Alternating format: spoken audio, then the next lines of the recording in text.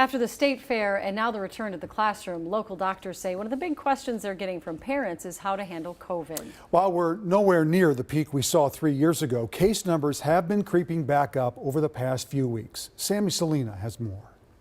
I'm getting lots of questions about what the risk is, what we're seeing in the community. Hannah Lixon, a medical director and pediatrician at Hennepin Healthcare, is busy answering questions from parents about how they should think about COVID.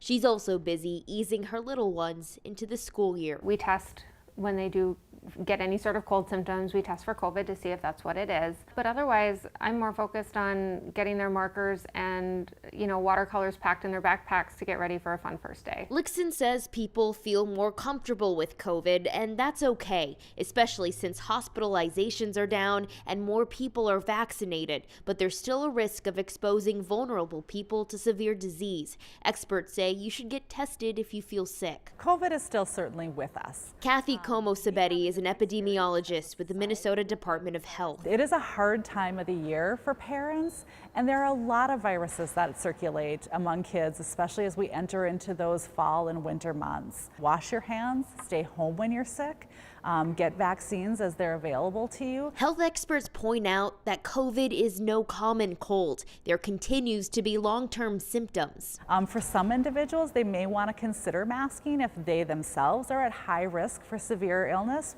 if viruses are circulating at high levels. I think that people should be thoughtful and aware. Not necessarily afraid, but definitely keeping COVID on their radar. Sammy Salina, KARE 11 News.